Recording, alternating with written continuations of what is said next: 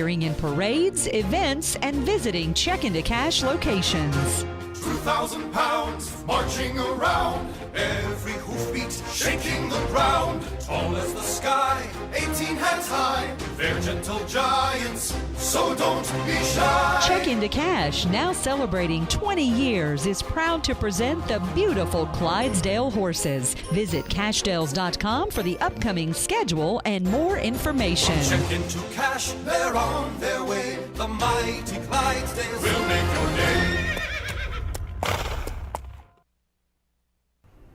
You're listening to Backfire with Steve Hickson on Woo FM. Call 423-614-5553 to join in on the conversation. Now, back to Backfire. All right, we're back in the studio. Franklin, I got a quick question for you. Will Obama drag Hillary down in 2016 elections? No. No, Hillary will drag Hillary down. Benghazi will drag Hillary down. Oh, speaking of Benghazi, what's going on there with that? The newest edition investigation goes back to the video again. That the video caused all the problem in Benghazi. No, not all of it. Just a factor, which is not surprising to anybody, really. Well, it's not surprising that a White House administrative committee came up with that concept. No one else believes that anymore. No, the White House is still pushing that's this myth that you guys keep trying to create, but in fact all the people on the ground say that it's a combination of all these things. Except for the president of Syria, who said it was ridiculous. Well, I don't know what the president of Syria has to do with Benghazi and Libya, but I'm sorry, I take that back. The president in Libya, the sitting president said it had nothing to do with it. Well, all the analysis that's been done by the far, administration. No, independent analysis that's been done now all shows that it's a very complicated picture, that there's not a short answer like you'd like to make it into Well, one. Franklin, if the video really did it, then how come we never could get an answer about who wrote the talking point about the video? Didn't say it did it, said it was a factor, which is a different thing altogether. Let's take a call. Go ahead, caller. Good morning, Steve. How's everybody doing? Good. morning. How about you? I just want to start off by thanking John. He actually called me a week ago. He was on his deer hunting trip, and I was having a tooth problem, but I took his advice, really, but I hadn't come to see him yet because I've been having trouble with my car. But I just want to appreciate it, John. You can return my call. Well, that's fine. Yeah, and I didn't have a deer in front of me when I was talking to you anyway. Well, I just appreciate that. You don't know how much it meant to me. Well, when you get ready, you holler at us. I will, and I just wanted to... you know everybody got a little raise on their Social Security, 1.7%. How's that going to hurt you? I got $11 more on mine, and I don't know how do they determine that, giving you a little raise like that on your Social Security checks? Cost of living. It's supposed to be based on cost of living. Is that right? Mm-hmm. I mean, if you want a good thing that's come out of the last 3 or 4 years, that we've had very low inflation during that period of time. Well, it's because we've held it down artificially. Well, I don't know about that. I've heard lots of doom and gloom that inflation was about to explode, but it hadn't happened, and that's a good thing. But the other side of that, though, is that folks on fixed incomes get very small cost of living increases. Let me ask. And also people who depend on interest income and so forth, they get small interest payments. Let me ask this gentleman. No, a question real CDs, quick. I know bank you deposits. mean capital gains that the president wants to raise taxes on. No, I'm talking about interest all the on your savings account, which your is CDs. which is a capital gain, Okay. which the president wants to raise taxes on. So all the retirees out there, he's getting ready to raise taxes on your retirement income. Yeah. Let me ask this gentleman a question. Yeah. Now, you seem like you would be pretty wise here, so I'm going to ask you a question. I don't know about that, but... How long, if you had to draw unemployment, do you think you should be allowed to draw unemployment? Used to be not over 4 weeks, I don't think, or 4 or 6 weeks. Yeah. Now it's up to 2 years. Well, I don't think that's right. There's jobs out there. I never did draw unemployment, period. I never have drawn unemployment. Mm-hmm. But now, I'm not saying it's not a good thing, but I don't think it should be that long. That's just my opinion. All right. See, the problem is Republicans agree with you, but every time we say no, then the Democrats hit us over the head and go, "Oh, look, you don't care about the poor people." They're going to run ads in the paper. I've heard they're already. That's all this is getting about: ads is ready. being able to demonize Republicans for not giving more money. The problem is, just like you said, where do you stop? Well, I appreciate it, John, and I just want to call in and tell you I appreciate you. Well, Thank you. Thank you very much. Thanks a lot. Anyway, y'all talked about Bob Gates a moment ago, Secretary of Defense. Came out with a new book. I'm not familiar with it, but both of you are, so I'm going to let y'all take this and run. He released a memoir that talks about his time as Secretary of Defense, which skirted over both the Bush administration and the Obama administration. I haven't read the whole book yet. I've only read a few excerpts out of it. I would say that, generally speaking, I have a high opinion of Bob Gates, and I thought that he gave some criticism and praise of both Bush and Obama. The problem is Bush is out of office. Well, And so the criticism of Obama is what's really shocking. He said that Obama and Hillary admitted that their opposition to the surge in Iraq was purely political. And he actually, one of his comments was not so much on the fact that it was political, but that these two people would admit that in front of the Secretary of Defense, who's having to implement that very policy. well, Political, Franklin. he Opposition to a military policy where men and women are dying, and they were basing it on politics. That's what he says.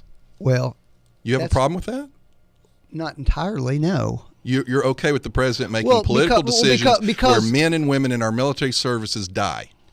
Well, what I think, John, is that those policies that you are calling politics has to do with the fact of whether They mentioned the whether Iowa caucuses, Let me Franklin. finish. Whether the president is paying attention to the will of the people or not is a factor in policy and should always be a factor. Franklin, he said he opposed the surge because of politics in the Iowa caucus. Then he implemented the surge. And another quote that Gates said was, he said, I realized he didn't like his commanders. He didn't like Karzai, the president of Afghanistan. He was against the policy, and yet he was asking me to implement the policy.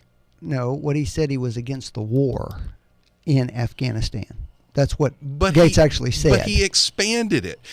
Three-fourths of the men and women who have died in that war have died on Obama's watch. Three-fourths. That's true, John. And he's implementing a policy that he didn't agree with. So what Gates was saying is not so much whether you agree or disagree with his dislike of the war, but the point is, my God, how can you implement a policy if you don't even agree with your own policy? It's not a question of not agreeing with it. It's making the best out of the situation. He that's in front of you. escalated a Yeah, war that 'cause he it had to says be. he was against. And he didn't talk. He hasn't talked to Karzai in 8 months. We've got men and Yes. women dying in the field, and he hasn't talked to the president of the country in 8 months. Well, lots of people are talking to Karzai. But not us. No, it's not true, John. This week, information was given to Karzai, giving him a strict deadline. Franklin, that they're either going to agree to the uses of forces agreement that's been submitted to them, or we're going to pull out completely. Great, and we'll get exactly what we got in Iraq. We pulled out completely in Iraq under Vice President Joe Biden, which, by the way, Gates said had been wrong on every foreign policy issue for the last 4 decades. That's a quote from Gates about our Vice President. And there's an example And of he what we're failed- talking about. he The people failed- didn't want us to be in Iraq. And what do we have now? All the sacrifice that we had is being lost. The Al-Qaeda is now in charge of Fallujah, which our Marines fought and died to secure. That's right. And now those Al-Qaeda folks are not shooting at Americans in Fallujah. But Franklin, I don't the have a whole problem with country. Oh gosh, I don't even know where to start. Whether you agreed or disagreed with the war, Franklin, you don't throw away the gains that our men and women fought and died for, which is exactly Because what you couldn't- Obama you and cannot- Biden you did. They cannot threw make- away the gains. You cannot, with a military occupation, get rid of 1,000 Now, see, years of that's what sectarian Franklin does. conflict. That's what Democrats do. Are we occupying Japan? No. Are we not. occupying South Korea? No. Are we occupying Germany? But we No. have bases in all of those countries after the war because we're a stabilizing But we factor. don't have- We're not occupying, Franklin, and don't go to that extreme and say the things you're saying. None of those people in the areas where our troops are have those kinds of conflicts Franklin, with each other. it took 8 years to have an election in Germany after World War II. The country was not stable enough for 8 years to have an election. Mm-hmm. So maybe you don't understand history, but we have a base in Germany to stabilize Oh, the I country. understand that. That's This all, guy that's pulled out largely, and threw away everything that our men and women sacrificed for, and he's probably getting ready to do the same thing in Iraq or in Afghanistan, and that's what Gates is talking about. And we're getting ready to close some of these bases in some of these countries too, I think. Well, by all means, let's pull out of South Korea so the North can invade. Well, you know what? We can't seem to find a way to close any of the bases domestically that we have. Well, don't tell that Even if to we don't need them. Don't tell that to all the people who lost their We job can't. on all We the can't. bases We he has can't. closed. We can't not buy weapon systems that the military says we don't want because the Congress people in those districts won't allow it to happen. So you're saying that you could just all walk, political Franklin, decisions that are driving foreign So policy. you're saying that you could just walk in and you could identify things to close, programs to get rid of? No, what I'm saying is that we have many times in the past established these commissions and so forth to identify the ones we don't really need. So are you saying there's waste there? Of course, there's waste there. All right, but then guess we, what? Then we But can guess pay. what? And then But we guess can what? pay for the But guess unemployment what? benefits, But- right? You just okay. said we can't find. Well, except we can't find the $6 billion to pay for the unemployment benefits. Except the deal that we just passed, John. To avoid the sequester cuts was all premised on the fact that you couldn't cut anything Well, let in me the ask defense you. budget. Here's the question, Franklin. Nothing. We asked the president to identify the cuts to pay for the unemployment. You're telling me there's all kinds of cuts in the Are military. you- Now we might not go for it, but he hadn't even put any forward. You Why won't can't he allow just put- any of them. Franklin, we might disagree, but he didn't even put them forward. They've been You're put telling forward me before, No, and you opposed we them all. asked for specific cuts. He could have come in and said, "Let's cut this military program." Look, he didn't say it because he this doesn't is want it. what we're All he talking wants is a about here. political issue. You won't allow any defense cuts. Steve's been in the military. I know he's pro-military. He's a hawk. I got that. I even understand it. Okay, but he spent some time in the military, and he knows there's tons of waste there. Well, Franklin, the military in under Clinton was cut almost in half, and quite frankly, a lot of us believe that's one of the reasons we ended up being attacked on 9/11. Not because a shred of evidence Of to course support not, that Franklin. statement, and you know it. Do you feel Not more one. comfortable now, or did you feel more comfortable under the Reagan regime? More comfortable. Yes, more safe. safe. Well, the Al Qaeda groups and so forth first began under those times. That's when we started Actually, the experiencing. genesis of this was the Iranian embassy debacle under the Carter administration, and most of those. I don't matter know of what fact, the Iranian embassy debacle is. Well, it if could you're be talking when- about the fall of the Shah of Iran, I don't really think that No, was Franklin, our fault. I'm sorry. Maybe you missed the point where they kidnapped a bunch of our people and held them for months and months and months, and then the military was sent in, and the helicopters crashed in the desert, and all our men were lost, and the mission was a complete failure. And then what was it? A day after Reagan was inaugurated, the Iranians said, "Okay, fine, we'll give them back." I love Did you miss that little tidbit of No, I history? didn't forget it, but I'm just trying to figure out what it is that Ronald Reagan did to solve that. They were scared of him, is what he solved. Who with. was it that Reagan had bombed and killed? Libya. We proved that they were involved in one of the bombings, and so we went over and we specifically targeted Muammar Gaddafi's actual presidential palace. That's right. And I remember the press conference. Sam Donaldson was just shocked and amazed because he said, "Mr. Reagan, it looks like this was a personal attack trying to kill Gaddafi." And you could tell Donaldson thought that Reagan would deny it. Reagan went, "It was. We did try to kill him, and if he bombs our people again, we're going to do it again." Well, guess what Gaddafi did? Crawled back under his rock for about 5 years and didn't stick his head back out. Nobody is scared of this guy at all. No. Because he draws red lines and then goes, "Well, I didn't really draw that red line. Well, it's not really a red line. It's more like a magenta line." I think if anything, he creates more chaos. And I'm not. I really am. I'm not trying to Well, that's say another- anything. I think under his regime, under his management, Weakness tactic, breeds under this. his weakness, whatever, under his. I don't know, but there's something so about him you that thi- just you think- creates you think that chaos there's- all the time. you think He there's keeps chaos You going. think there's some strong Republican out there No, who could have there's no, wait, there's who a could real have- strong Democrat who- somewhere. some strong any party guy who could have stopped the Egyptian revolution from going on, Libyan revolution going on, all this Arab Spring unrest, that could have been stopped by somebody. Here's the problem with your argument. When he ran, he said that by engaging all these people, he would stop all of that. Not only did he not stop it by engaging and doing all the bowing and the talking and the giving, none of this had happened, John. He didn't say he would stop that. It hadn't happened yet. He did. He said go back and look at his 2008 campaign. He said the reason all this happens is because they don't like us, because we're bad. Here's one of the problems. He never said those words, John. He didn't say it effectively, but he did say it. Here's one of the things in Gates's book. He says this president is fundamentally uncomfortable with America's role as a world leader, as the country, not him. And that's one of Gates's. I think other world leaders are making fun of him. Let's take a call real quick. Go ahead, caller. Hi, Franklin. You might as well give up. Reagan was one of the best presidents we ever had, and that's all I've got to say. Thank you for calling. She feels the same way I do.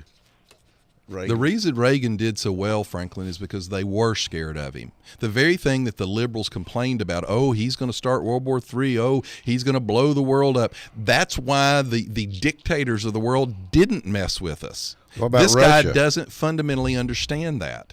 What about Russia? Or he doesn't want to be the big guy. Russia? They were a lot of problem to us. Oh, they're no problem now. We reset that. Yeah. We pushed the button and reset it. Mm-hmm. Hillary reset it. It's all fixed now. Isn't that all fixed, Franklin?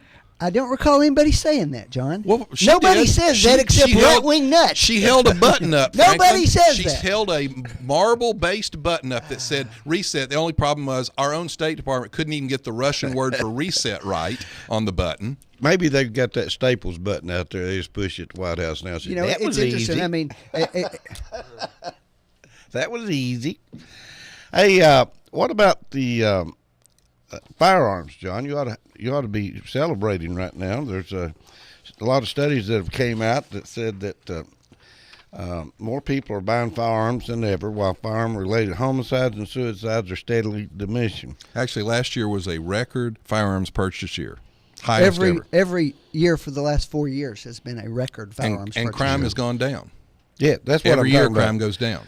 Homicides and suicides are steadily diminishing. What crackpots came up with these conclusions? One set of statistics was compiled by the U.S. Department of Justice. The other reported by the Pew Research Center. Yeah, real irreputable firms. Mm-hmm. Anyway, by the Chicago, way, in Illinois, Chicago, the courts finally struck that down, which was a horrible violation of the Second Amendment. And guess what's happened in Chicago on applications for concealed carry? What's that? They have outstripped Obamacare enrollments. More people in the last week have applied for concealed carry permits in Illinois than have applied for Obamacare in the last 2.5 months. Why wouldn't they want to have stores in Chicago that sold guns? What makes you? I mean, that's what they've been banning. They've been banning handguns. All guns. All guns. No, in Chicago, you can't have a store in anything. Chicago that sells guns. Okay. And a judge just scrapped that ban on retail gun shops. Now they're getting ready for another big fight to protest that one again. But a judge came in and said that was not correct, that they cannot ban gun shops. It's a violation of the Second Amendment rights. Respectfully to John, it may be a violation of the Constitution, but there's nothing in the Constitution that gives you a right to sell guns retail. The problem is that's not a Second Amendment issue at all. It's a Commerce Clause issue. Here's the Second Amendment issue of it, Franklin, and you know this. This is what the judge ruled. He said if you don't allow any sale of the gun, you have effectively restricted people's ability to buy and own guns. Matter of fact, up until the last ruling, it was illegal to go outside Chicago, buy the gun, and bring it into Chicago. That might be a Second Amendment issue. Selling them in the city limits of Chicago is not a Second Amendment issue. It's a Commerce Clause issue. Franklin, it's not. Under what guise of the Commerce Clause can a city outlaw an entire I didn't venue? say they could. I just said if it's a constitutional violation, it's not a Second Amendment violation. See, folks, this is how lawyers do. No, it's. So in other words, you're saying yes, it was wrong for them to do it, but no, not I didn't for the say that reason at all. I said. I'm just saying don't tell me that this is a violation of the Second Amendment, because the Second Amendment doesn't say anything in the world about selling All right, firearms. let me ask you a question, Franklin. The Second Amendment says that I have a right to keep and bear arms, correct? Yeah, sure. What if the government outlaws ammunition? Because the Second Amendment doesn't mention ammunition. Mm-hmm. So I can own a gun, but I can't own any bullets for the gun. Have you effectively stripped me of my right to keep and bear arms? What you're telling me, John, is that you're perfectly happy with somebody interpreting what specific clauses of the Constitution mean. If you want to accept that premise, then we probably have something to talk about. No, Franklin, what I'm You telling just don't you want is to accept it I don't except when it's the Second I Amendment. don't accept government repression is what I don't accept, Franklin. And right now, that's one of the things the administration is trying to do. And the Schumers in the Senate are trying to do. They're now trying to limit our access to ammunition. While at the same time, for example, folks, about 2 years ago, I haven't checked the numbers in the last couple of years, the IRS bought 180 million rounds of ammunition. Now, ask yourself, why would the IRS need 180 million rounds of ammunition? Now, we can't buy ammunition. One of the Democrats' proposals was to increase the tax on ammunition 50%. And some of these state programs, New York did that, Connecticut is doing that, have doubled and tripled the taxes on ammunition. So when they found out that they can't limit your ability to buy a gun, they're going to now try to limit your ability to buy ammunition for that gun. Franklin, that is violating the spirit of the Second Amendment, and you know that. As I said, if you're prepared to accept the premise that there are the spirit of constitutional provisions, then we've got something to talk about. What he's getting but at, I folks, expect you to extend it across the judicial board. activism. No, it's exactly what you just said. Franklin, here's what I'm saying. Just John, if you want to interpret these things and you say you have to interpret them in light of what you think the spirit of them is, what do you that's think? fine. Why do you think just they can't put the pick and Second choose. Amendment in, Franklin? They put it in to protect us from an oppressive government like you would install. You would install a government and say, well, we're going to have a strict enforcement, and since it doesn't mention ammo, I can take your ammo away from you. That's not what the vast majority of scholars thought it meant until 1968. Well, let me ask you a question. Oh, actually, Franklin, if you want to go down that road, the vast majority of scholars were completely on the Second Amendment as an individual right up until the 1920s. It was only the 20s through about the 80s that you liberals and progressives got a hold of that issue. Simply not correct. Franklin, you're wrong about that. I'll be glad to bring the books in for you. Every court ruling all through the 1800s had the Second Amendment as a one-person right, an individual right. Matter of fact, Franklin, even if you were right, then the Second Amendment would be the only amendment to the Constitution that was a collective right and not a personal right. Are you willing to say that the founders wrote all of these amendments and every one of them is an individual right except one? Well, I'll have to consider that. I've never heard that argument made before. They're all individual rights, aren't they? Real quick, There's no other collective right in the entire Bill of Rights. quickly, let's talk about something that's been all over the news before we have to end up and wind it up here. Minimum wage. What's your opinion on minimum wage, Franklin? Personally, Yeah. I think it's a win for the economy if you raise it. It's a horrible thing for the economy, and you either don't understand it or you're playing the politics of it. I'm not playing the politics of it all. It has a direct economic benefit for the country. According to who, Franklin? Most economists who look Actually, at it. you're wrong. 80% of the economy. I That's can not give you all true. kinds of studies, Franklin. You want to hear the studies? I'm sure you can find a few studies, but it ain't going to be 80% of them. How many people earn minimum wage, Franklin? I don't have the current number. 2.8% of American workers. You know how many of them are under or 16 to 24 years old? 50%. So half of 2.8% are unexperienced young people. Most labor workers already earn well above the minimum wage.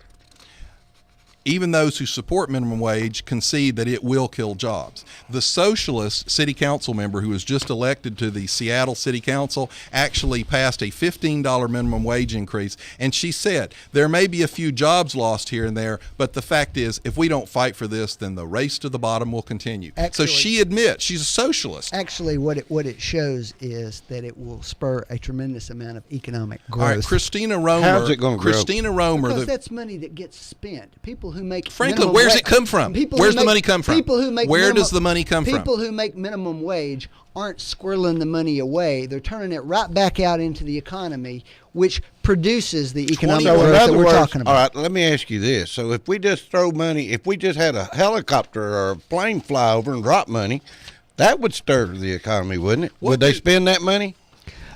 Yeah, I imagine they would. We could, there's Santa Claus. He comes and gives presents All right. every year, but we could just Franklin, go let me- around and let me hand read out you money. this. The problem is that over about a 40-year period, and that will go across Democrats and Republicans. It's not strictly one party or anything, but over about a 40-year period, the buying power of what we call minimum wage has fallen dramatically relative to inflation. 2.8% of the American workers earn minimum wage. 2.8%. Here, Franklin, this is University of California Irvine economist David Newmark has examined more than 100 major academic studies on the minimum wage. He reports 85% of the studies find a negative employment effect on low-skilled workers. That's the real problem here. Republicans, we don't get votes from low-skilled workers. So we're actually fighting to help them keep their jobs, and we're going to be punished for doing the right thing. Democrats are playing this game. We're going to give you a minimum wage. We're going to help you. 24 states have a higher state minimum wage than what they're asking for right now. And by the way, folks, don't let this slip by you. Minimum wage laws are rooted in racist law, and it's racist Democrat law. The first Minimum Wage Act was the Davis-Bacon Act in 1931. It was motivated by race. The American Federation of Labor president, William Green, said, now this is a direct quote when they passed the first minimum wage law, colored labor is being sought to demoralize wage rates. The first minimum wage laws were meant to exclude blacks from employment, and that's what will happen with this. What the people that are hurt the most by minimum wage hikes are low-skilled, low-educated workers. It's the minority communities that will lose their jobs because of a minimum wage hike. Now, Franklin and the Democrats don't care because they can sell it, they can demonize Republicans at the ballot box, but it will hurt the poorest of the poor. Well, what you've got is a lot of, first of all, the largest percentage of people earning the minimum wage tend to be female. I don't know about the racial component. And they'll to lose it, their job. but it's a female and they'll component. lose their job. So that's a war on women. His numbers that he talks about earning minimum wage actually leaves out the number of people who work for less than minimum wage. Those are people who because of exemptions in the law, like servers, for example, You're they absolutely get paid right, less, Yeah. and they work That's for tips. that's another 2 million people, and according to U.S. News and World Report, most of the time they make significantly over minimum wage when you factor the tips in because the tips are not counted at all. And probably So half. thanks for bringing and that ha- up, And Franklin. half of those tips probably aren't even reported. Probably not. So most of those people actually earn significantly above minimum wage. But, so there's 2 million, Franklin, making more than that. Anyway. Christina Romer, she's actually the president's former economic advisor. This is her quote from this. Economic analysis raises questions about whether a higher minimum wage will achieve better outcomes for the economy and reduce poverty. As a result, says Romer, most economists prefer other ways to help low-income families. That's Christina Romer. She just left as the president's chief economic advisor, Franklin. What you have seen is that a number of states have already raised 24. the minimum wage on their own. Is Christina Romer a some kind of radical anti-Obama person? That's his own economic advisor saying this is not the best thing to do. Okay. Well, then why are y'all doing it? Because, John, Because it's a winning political issue. it's not, That's all this is politics 101, folks. It's just to make the Republicans look bad. Even though it actually they'll do that on their own. Well, guess what? I don't have to worry right about now, that. you've got convenience stores. Now, this is what another thing Franklin doesn't want to talk about. You've got convenience stores right now that are putting computer kiosks in. And you go in and you pick out what you want on the computer kiosk, and it prints out a receipt. You take that receipt up to the cashier and hand it to him, and while you're checking out with him, your order is being filled. how long do you think it'll take before you pay for that order at the kiosk and that checkout guy's gone?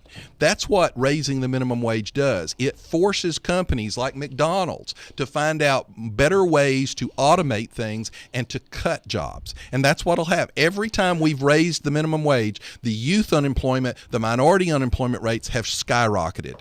This is a pure system where the Democrats are willing to actually hurt the very people that they're claiming to help in order to gain it. That's not what happened the last time we raised it. Let me say something. Actually, it happens every time, frankly. Unemployment goes up. Let me say something real quick. You said 2.8% is all that's raw unemployment. Right. And no, that's all that earn at or below the minimum wage. Half of those are kids. Half are 16 to 24 years old. Now then, with minimum wage, if you took, I remember even when I was a kid, I worked. I worked for minimum wage when I was a kid, but I remember working hard, and I remember getting a raise, and I remember working hard, and I remember getting another raise. So if you work hard, if you're a producer, you'll get raises most of the time. The employers, they don't want you to. Well, very few people actually remain at minimum wage. Most progress up rapidly. I mean, a lot of them are there for fast food sales and some of these type of things. Nobel Prize winning economist Milton Friedman was quoted, the most anti-black law in this book is the law of the minimum wage. Here's the thing. If the minimum wage had kept up with increases in productivity over that period of time, the minimum wage would be something like $17 an hour now. The fact is, about 35% of the working people in this country make less than what they would have made from a buying power standpoint at minimum wage 40 years ago. How many years? You going 40 years back? Yeah. That's the issue. No, that's not the issue. No, because Franklin, listen real it's close. Not just Here's the people issue. that it affects. If you raise the minimum wage, the very people you're talking about will be unemployed. Are they better off with a lower wage when did or we no last wage? Raise the minimum no wage, wage. When Franklin, did we last raise the minimum Franklin, wage? I just told you 85% of all the major studies say last that. I can tell you, Franklin, any time there's Democrats in office is when we've raised it. Well, that isn't true either. Hey, but we've got to go. We're ready late. Thanks, everybody. We'll see you next week. You've been listening to Backfire with Steve Hickson, John Stanberry, and Franklin Chansey. Catch them again on Whoop FM at noon today and every Wednesday morning from 7:30 to 8:30. Now, back to more music on Whoop FM. Just when you thought it couldn't get any better, we add more great music right here on 99.9 Whoop FM. I said, oh, Lord, honey, oh, Lord, get those things outside. Hurry, hurry. Golly, and they went for cover so quick.